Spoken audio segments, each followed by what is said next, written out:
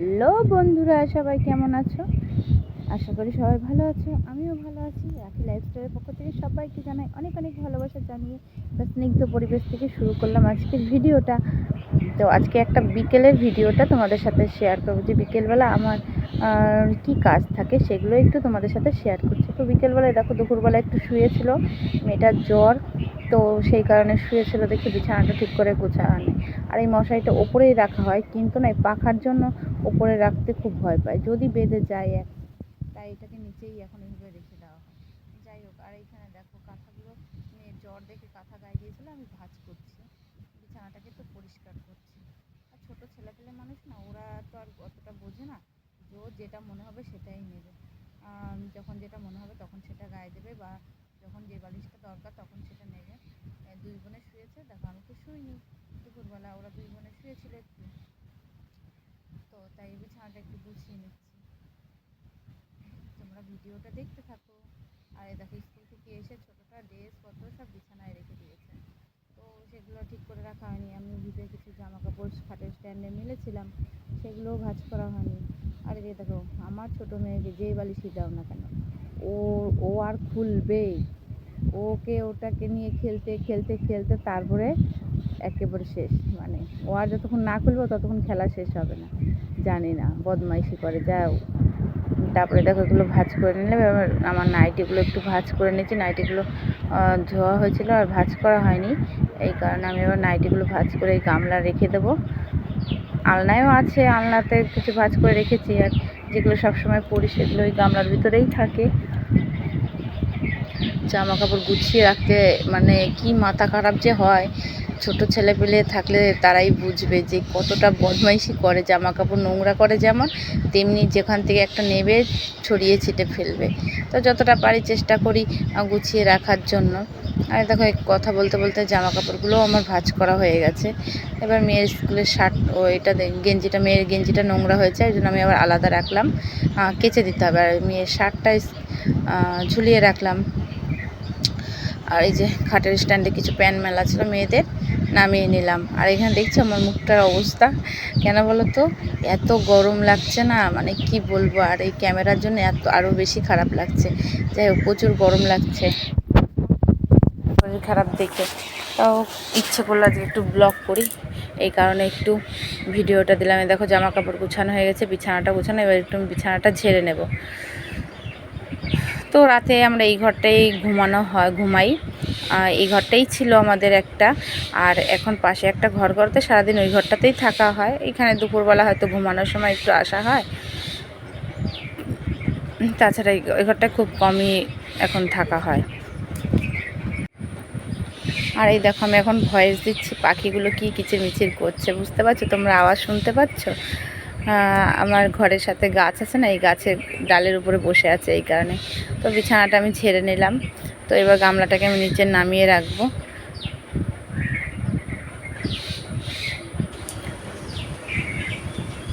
ও এবার একটু আলনাটাকে গুছিয়ে নিলাম, যে মেয়ে জামা কাপড় খুলে রেখে দিয়েছে, সেগুলো আর ভাঁজ করা হয়নি। আর আমার তো মাটির ঘর, জানোই, মানে খুব সাবধানে থাকতে হয়। আর এত ভিজে ওঠে না, এই বর্ষার জন্য আরও বেশি কষ্ট হচ্ছে। বর্ষার দিনে যে এত অসুবিধা না, ভিজে থাকে সব সময়। আর জলটা পাস হয় না এই সাইড থেকে, এই রসটা টানে আর মাটিটা ভেজাই থাকে। এই পাশটা তো শুকাতেই চায় না, তা তোমরা মাটিটা দেখে বুঝতেই পারছো। তারপরে আনলার কিছু জামা কাপড় একটু ভাঁজ করে নিলাম।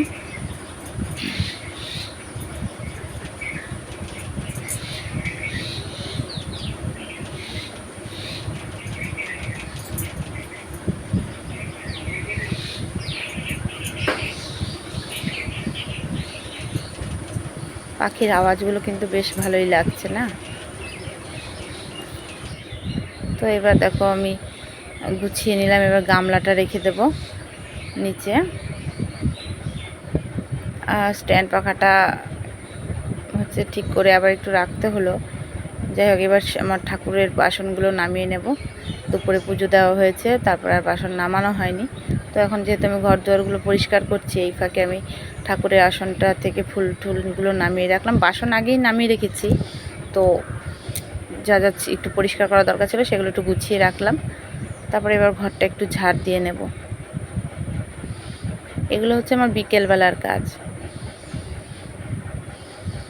আর এত মোটা হয়ে গেছি বুঝতেই পারছো, আমি সত্যি এতটা মোটা হয়ে গেছি আমি নিজে এখন ক্যামেরায় বুঝতে পারছি। তার মানে একটু যত্ন নেওয়া হচ্ছে না নিজের প্রতি, আর একটুকু কিছু মেনটেন করা হচ্ছে না, যার কারণে আমার এই অবস্থা।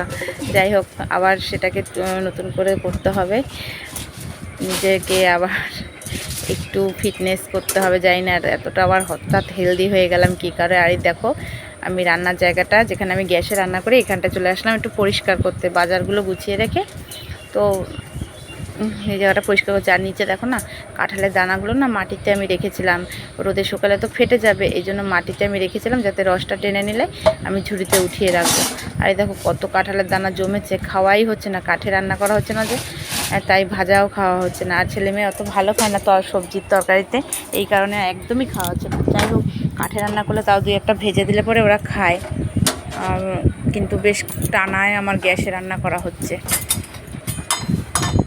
দেখো গ্যাসের টেবিলটা না প্লাস্টিক পাতা ছিল, সেটা না তুলে দিয়েছি, নোংরা হয়ে গেছে আর কালারটা ডিসকালার হয়ে, তো একটা প্লাস্টিক আবার নিয়ে এসে আমাকে পাততে হবে। তার এখানে সিমের দানা কটা আমার লাগানোই হচ্ছে না,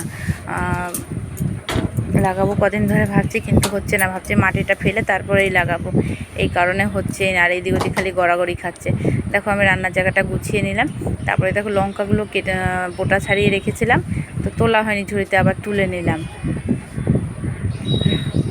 আর এই দেখো চেয়ারের মধ্যে যত জামা কাপড় কাচতে হবে আমি সব জড়ো করে রেখেছি। আর ছোটো মেয়ে স্কুল থেকে এসে ব্যাগটাকে এখানে রেখে দিয়েছে। আর এই দেখো এগুলো কাচতে হবে সব। আর এই যে ব্যাগটা বস্তাটা দেখতে পাচ্ছ না, এটার মধ্যে যত আমি সেই রাখি বানাই, ও টুকটাক মাল মানে যেগুলো থেকে যায় টুকটাক বা সুতো ফুতো যাই হোক ওটার মধ্যে থাকে। এখন তো অল্প তাই এরকম থাকে, নয় একটা ঘরে আমার ওই সব জিনিসপত্রে ভরা থাকে।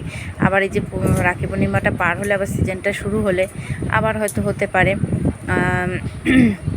তখন তোমরা ভিডিওতে দেখতে পাবে।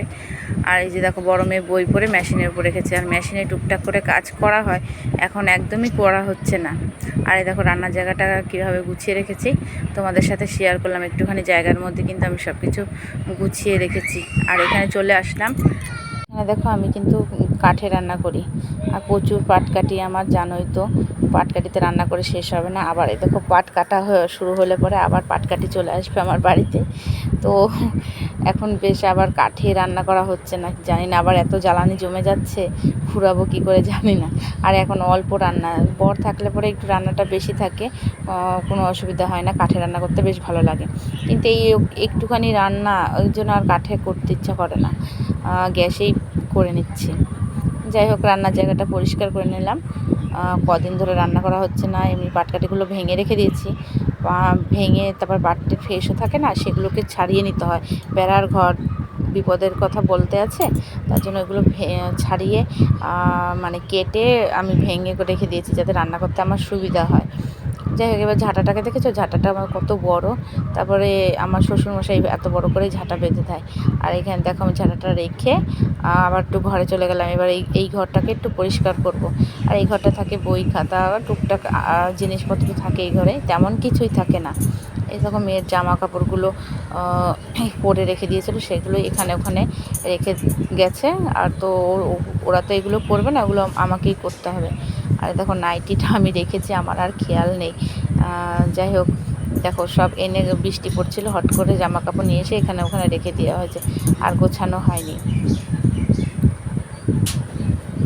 আর এই সাইডটা কিন্তু জানো তো, আমি ঘরটা এই কদিন হলো এই পাশের ঘরটা করেছি, খুব বেশি দিন হয়নি। আর এই দেখো নতুন ছাতা, কিন্তু জানো তো এই ছাতাটা নিয়ে সেদিন আমি গেছিলাম কালনাতে, তো জানো না এত ঝড় বৃষ্টি হচ্ছিল, এই ছাতাটা উড়িয়েই নিয়ে গেছিলো ঝড়ের হাওয়াতে। তারপরে কি করব, আমি পুরো ভিজেই গেলাম, পুরো ভেজে গেছি। দেখো ব্যাকা ট্যাকা হয়ে কি অবস্থা ছাতাটা। আর যাই হোক, তারপরে ছাতাটা ভাঁজ করে রেখে দিলাম এদিকে। এবার দেখো এই প্লাস্টিকটা না নিচে পেতেছিলাম, কিন্তু না প্লাস্টিকটা পাতলে না বেশ ঝাড় দিতে অসুবিধা হয়, কেমন যেন মনে হয়। আর এইটা দিয়ে অ্যাকচুয়ালি আমি হচ্ছে কি মেয়ের যেখানে বই রাখে না, ওখানে খুব জল পড়ে ওপর থেকে, টিনগুলো তো পাল্টানো হয়নি, ওই আগের ঘর ছিল সেটার সাথেই অ্যাডজাস্ট করে করা হয়েছে। এই কারণে ওপর থেকে জল পড়ে দেখে না এটাকে আমি এইভাবে ভাঁজ করে মেয়ের বৃষ্টি আসার আগে ওর উপর বইয়ের উপরে দিয়ে দিই, নাহলে বইগুলো ভিজে যাবে, এই কারণে। আর এই দেখো এটা ভাঁজ করে রাখলাম, আর এই সাইকেলটার উপরে রেখে দেবো। এটা আমাদের টুকটাক ভাঙাপত্র জিনিসপত্র থাকে। আর এই ঘরটাই বেশি থাকা হয়, খাওয়া দাওয়া পড়াশোনা সব এই ঘরটাই করা হয়। রাতে শুধু ওই খাওয়ার মানে শোয়ার জন্য ওই ঘরে যাওয়া হয়, কিন্তু আগে কিন্তু ওই ঘরটাতেই সব কিছু ছিল আমাদের। আর এই যে পাটিটা নিচে বিছিয়ে আমরা বসি। তো ঘরটা যেহেতু ঝাড় দেবো, দুপুরবেলা একটু গড়াগড়ি করেছিলাম, তো আর তোলা হয়নি, তো এখন তুলে ঘরটা একটু ঝাড় দিয়ে নেব চারদিকটা। আর তোমরা প্লিজ বন্ধুরা আমাকে একটু সাপোর্ট করো, আমাকে একটু সাপোর্ট না করলে আমি এগিয়ে যেতে পারবো না। আর তোমরা আমার ভিডিওগুলো দেখো, সবাই ভালো থেকো, সুস্থ থেকো, টাটা।